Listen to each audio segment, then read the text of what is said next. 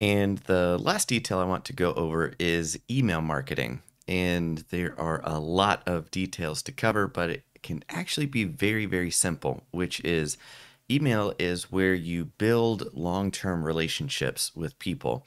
I mean, I've had the same email since before Gmail was a common thing. You had to have an invite from somebody else in order to beta test it. That's how long I've had my Gmail address, and that has been my primary address ever since then. So if you had my email, you've had it for 10 years, you've had the ability to get directly in touch with me. Now, granted, it has gotten more and more bloated over the years and full of stuff that I don't even remember signing up for, but long term, email can be one of the most effective tools for building a long term relationship with somebody who isn't ready for um, uh, business relationship or buying whatever it is that you're selling. But then in a year or two, they might be in a position where it makes perfect sense to do business with you. So why not use a tool that can help maintain that connection so that when they are ready, you're the person that's in the perfect position for that time. So here's kind of broad idea of how to think about doing email marketing. One of the first questions is, okay, well, which service do I use? Do I use MailChimp? Do I use something else? Um, Years ago, I would have told you that MailChimp is absolute hot garbage. Please do not use it. You won't even know why it won't serve you until you've been in it long enough and realize, oh, I need it to do this, this, and this, and it doesn't. And now I got to rebuild this whole thing over somewhere else. But the folks at Mailchimp have done a really good job of being able to provide enterprise level services that are really reasonable. So, if you're just getting started out, a free account on Mailchimp will be just fine. Just get a paid account as quickly as you can, because a free account with the branding down there at the bottom provided by MailChimp just says, well, they're getting started out. They're not really a professional. They don't really know what they're doing. Otherwise, they would have been making enough money to invest in paid services, but instead they're just using the freebie level. So if you want to kind of talk yourself out of a lot of work, use the free level. Get paid as quickly as you can. There are a couple other um, service providers. There's MailChimp, there's Constant Contact, there's Active Campaign. I've used Active Campaign for many years, partly because they were based in Chicago. I mean, they still are. And when I was in Chicago, I actually got brought in to do a speaking opportunity there to kind of train their employees and whatnot.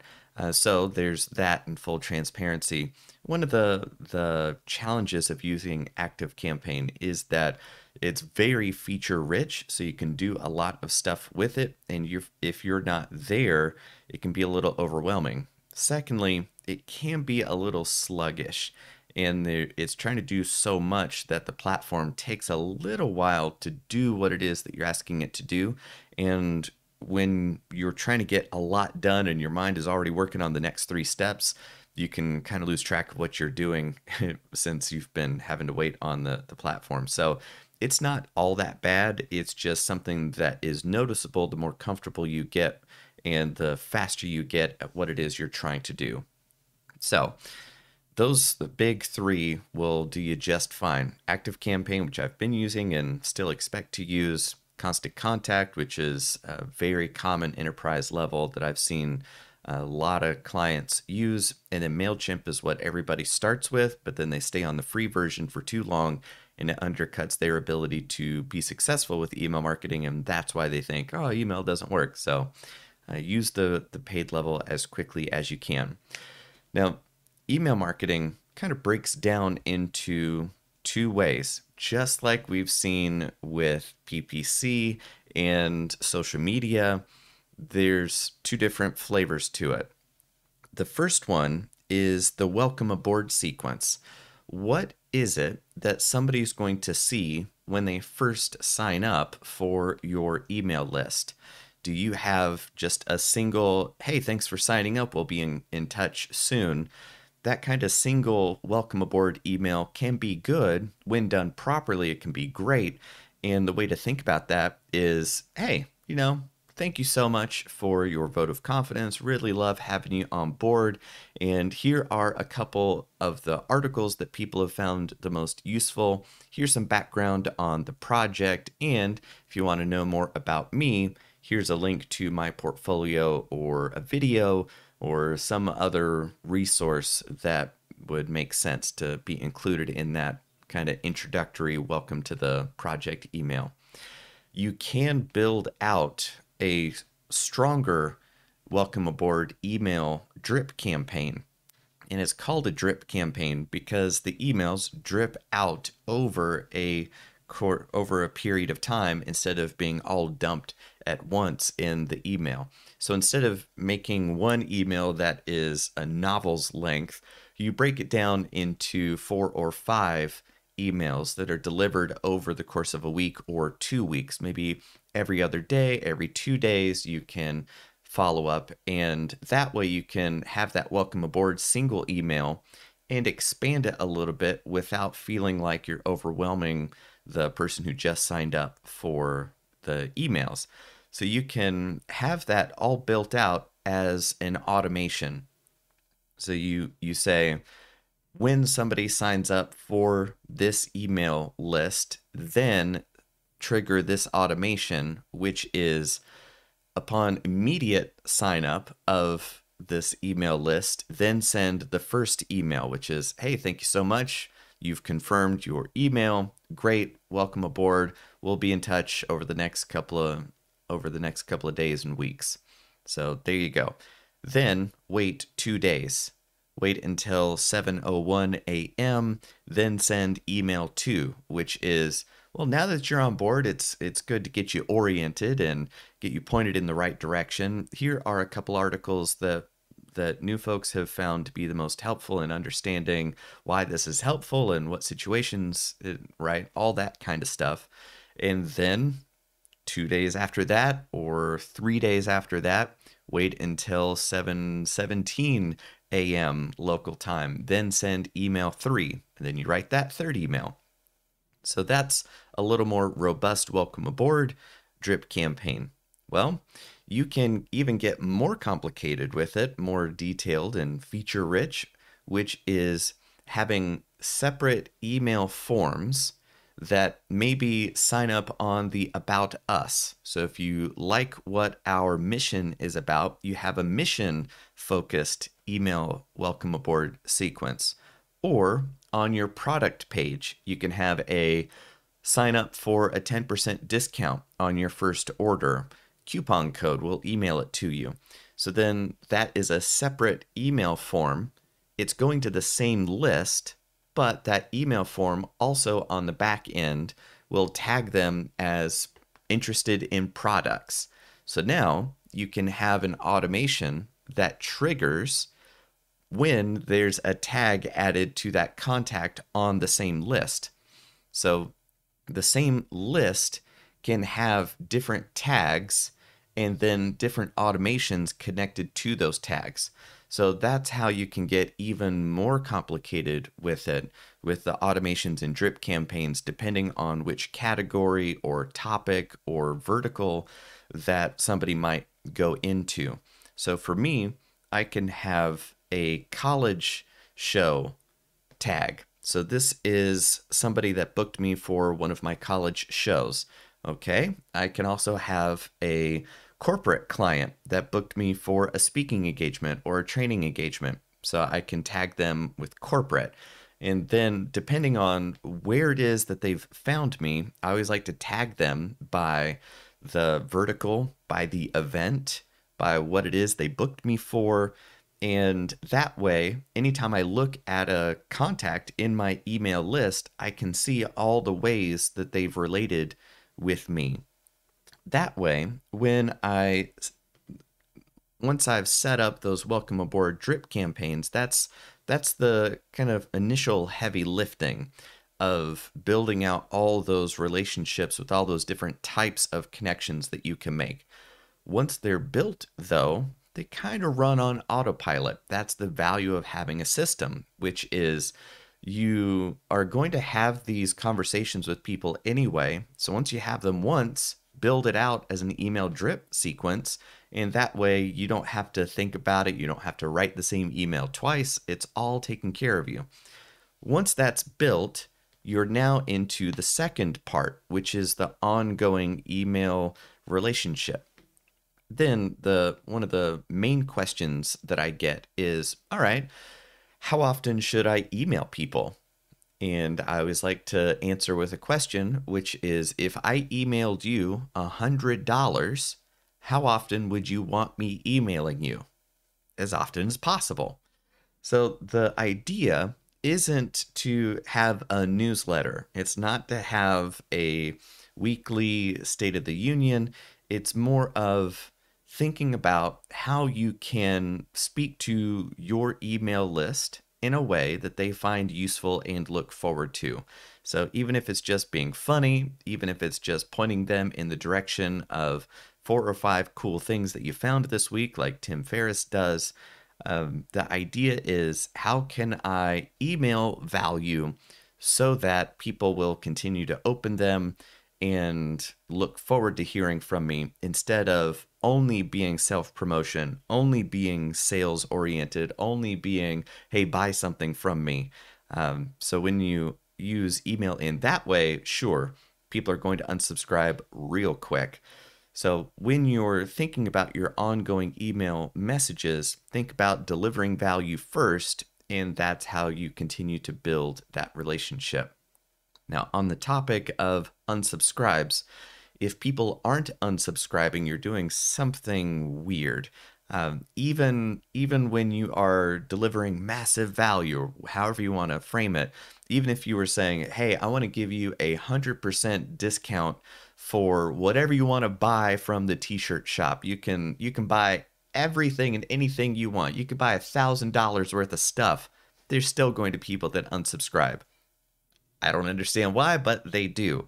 And in a way, you want them to unsubscribe, because on the back end, if you are emailing 1,000 people and then 5 people are opening it, the email delivery systems and the email providers like Gmail keep track of how often those emails are opened. And if you email somebody 50 times over the course of a year and not one of them was opened, then that's telling the email delivery systems, oh yeah, this person doesn't actually want to hear from this person, so this is probably spam. So your open rates, how often people open your emails, directly impact how deliverable your future emails are.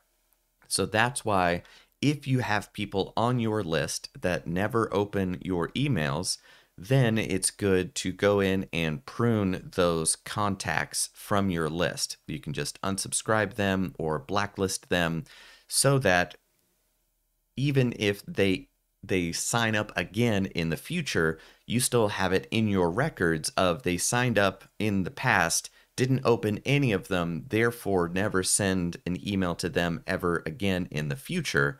That's better than deleting the record. So just unsubscribe or add them to a do not email list, and that's the better way to prune your list, to keep it focused on only the people that are going to open your messages. So that's kind of how you begin. Build out your drip campaigns specific to each category of prospective customer or client or relationship, and then ongoing email once a week, every other day, how often it makes sense for you to deliver value without overwhelming the recipient. And also, don't worry about how long to email them, because again, it might be a couple of years before they're in a position where it makes sense for them to buy from you. Now, there was a social media marketing company that booked me to help them with their messaging, because they could do awesome work, but they weren't getting the results they wanted from email marketing. And I came on board and kind of took a deep dive and asked them, okay, what have you been doing? What's your situation? And they had an email database of, I think, something like 39,000 people. And these were emails that they had bought. This was several years ago, so it wasn't as bad. It's still bad. Don't rent lists. Do not buy lists, because it is just an exercise in futility, and you're going to be reported as spam, which ultimately hurts your email address deliverable rate anyway. So just don't rent lists. If you're thinking about it, don't do it. Build one yourself. Anyway, they had one that they had bought, and they had been emailing them at least once a week for the past 8 or 9 months, and not one conversion. They hadn't booked even one conversation with anybody from that list. And it was because they were emailing the whole list the same way. They were talking to everybody in exactly the same way. So I sat down with the CEO of the company and asked them, all right, who are your ideal clients? And they outlined 5, I believe it was, kind of like retail, then physical locations, and professional services, and whatever it is, right? So they had 5 different types of clients that they are fantastic at working with. So then I asked them, okay, what are 3 things that each of these types of clients need to know about how you've helped clients like them? So we kind of built out a case study, and each of those was a sequence of emails. So it was 3 or 4, maybe even 5 emails for each of those verticals. So 5 times 5, so that was 25 emails total within those 5 verticals, which is, well, here's an introduction to how we help your industry. Second email, here's a client of ours that worked with us, and here are the challenges they were facing, which are the challenges you guys are facing. The third one, here's what we did. Fourth one, here's what it did for them. And then 5th, give us a call. And each of those had a link to give us a call at the footer anyway, so that anywhere along the line, they could book a meeting with the client. Add on to that, they were using some email delivery system that the CEO's buddy had developed. It was janky, it did not work, and it was just awful. And they wanted to get those 39,000 emails into a new system so that they could use the more enterprise level solutions, right, of tagging and auto flows and all that kind of stuff. So that was another challenge that they had was, well, how are we going to organize all these email addresses if we don't even know what it is that they do? So we built out that flow. We used the old system to send everybody the same email that says, well, are you in this vertical, this one, this one, this one, or this one? And each of those links went to a separate landing page that was on my client's website as its own URL. So it'd be client.com/professional services email, or whatever that specific URL was. And then on there was a sign-up form that said, we'll send you a case study for people in the professional services. That form was for the second email delivery system to tag them as professional services and add them to the new list. The experience from the recipient was that, oh, I'm interested in this. Yeah, I would like to hear more about that. That was their double opt-in to the new system. So we didn't have to manually integrate anybody over. We just built a system that auto-sorted them into the proper vertical. Then that would trigger those 5 emails that would welcome aboard, and each one was very clearly, and here's why you should talk to us about your company. We had the employees that were good at this relationship write those 5 emails. Employees that were good with this client relationship write those 5 emails. So in about the course of 3 or 4 days, we had the whole system built out. I helped build those actual flows and coordinated the writing of the emails and the content and the articles on the website that the emails would point to. We built out that whole system in under a week. Then we pushed send on this one, and in just an hour or two, we had thousands of people that had self-sorted themselves into the different verticals, and then were receiving the follow-up emails, and then within a day had multiple meetings scheduled, and then within the week they had booked more than $150,000 per month in new business from new clients. So that's how all this stuff fits together. Because if they hadn't built the website right, which had its own problems, and I fought them tooth and nail on developing their website. So we had worked through their website, then built out the email system to make use of the website, and they were a social media marketing company, and then drove visits to that new onboarding funnel to their email system to build their own list organically. So that's how it all fits together, right? So there you go. That's a lot to think about for email marketing, but the general idea is pick a service provider, build out your standard welcome aboard flows for however many different types of clients you work with, and then from there you can broadcast on an ongoing basis the timely emails that you either schedule or write in the morning and send it out that day. And those blasts can go to everybody on your list. That's kind of what I do. Thoughts from Jonathan. Here's an update in the life of what I'm working with. But then when I have a college-specific email to deliver, I can send it only to people tagged with college. Or, hey, it's trade show season. Well, college kids don't care about that. My personal clients don't care about that. Only my corporate clients care about that. So that email only goes to people on my list tagged with corporate. Send that out.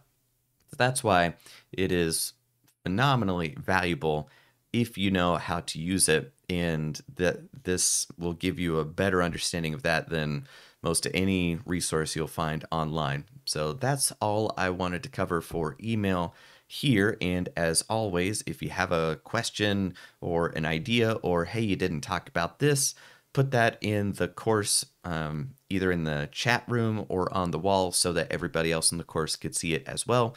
Then I can make another video covering that topic.